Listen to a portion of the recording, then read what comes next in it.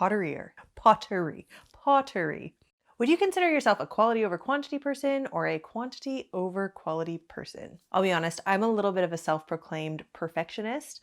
So when it comes to creating content or anything that's creative, I have a really hard time putting something out that isn't to what I consider to be a high standard. The problem with that is that it can often lead to analysis paralysis. Analysis paralysis is the inability to make a decision due to overthinking a problem. Take this YouTube video, for example. It has taken me ages just to sit down and shoot this video because I was really concerned about the audio.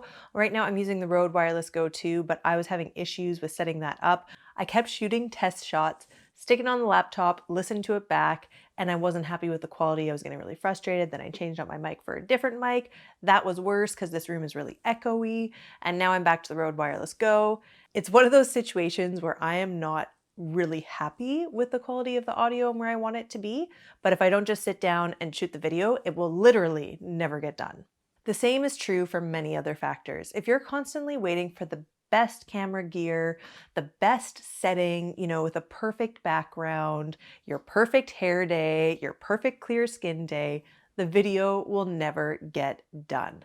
I'm not saying you need to sacrifice completely on the quality of a product, but it's important to know whenever you're in a self-sabotage situation. It's really easy for us to justify putting off a task because the situation isn't perfect.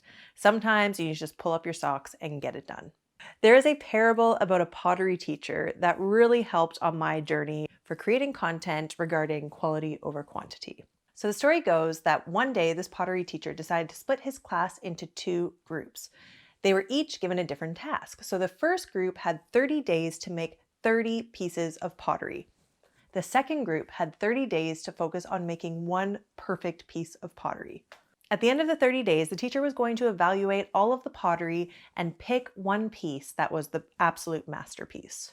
As the teacher was evaluating the group who made 30 pieces of pottery, he started with the first pieces, and they weren't that great. But as he continued to go through the pile, each piece was getting progressively better and better and better. The top 10 pieces of pottery ended up coming from the group that had made 30 pieces. The other group that had focused all of their energy on creating one masterpiece didn't even end up cracking the top 10. The teacher ended up asking the first group, "What did you do differently? The quality of your work has improved so much over the 30 days. The student said, "We didn't do anything differently. We just kept making a piece of pottery every single day." The point of the pottery parable is that quantity can lead to quality.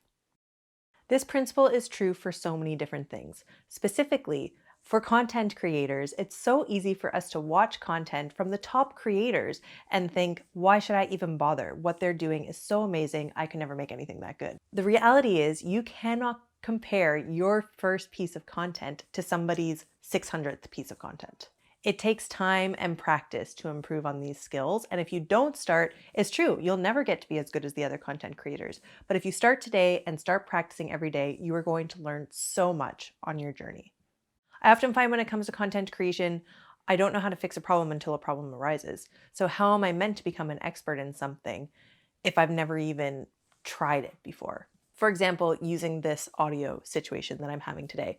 I don't know how to solve the problem until I've come across the problem. This principle is true for other creative things like writing, creating music, and even cooking. If you think about it, if you're not a great cook, the first time you make something is probably not going to be that good. But if you keep making that recipe 10 more times and learn something from every single time you make it by tasting it and kind of realizing, I think that could have used a little bit more salt, or maybe I overcooked the garlic this time.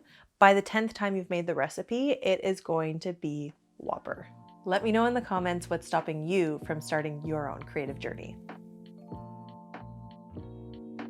Thanks so much for watching, and I look forward to seeing you on your creative journey. Pottery.